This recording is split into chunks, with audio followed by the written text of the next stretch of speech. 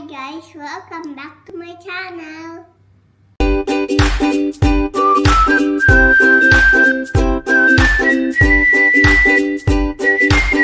Like and subscribe guys, have fun!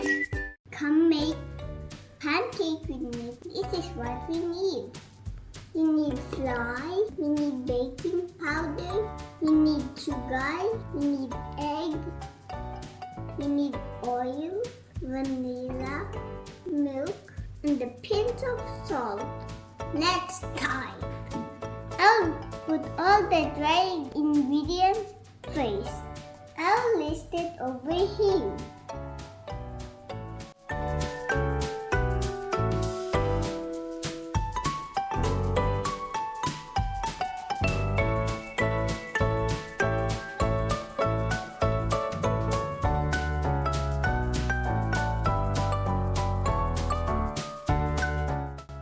I'll make the wet batter.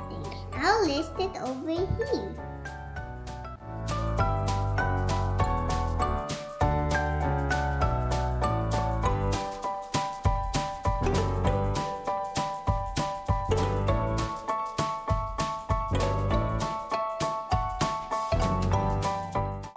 I'll now mix the wet batter and the dry batter.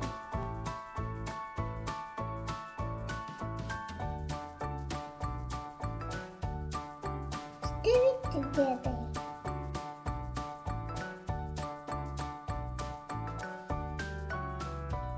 Don't forget a pinch of salt to bring out the flavor.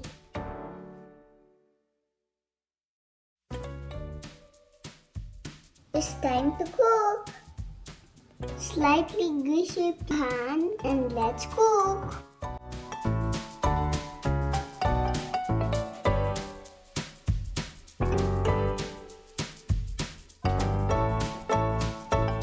When it's done, it's best to put butter and maple syrup.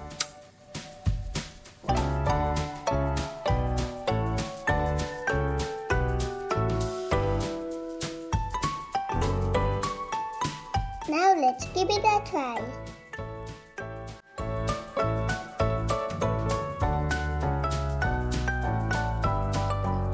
Nice.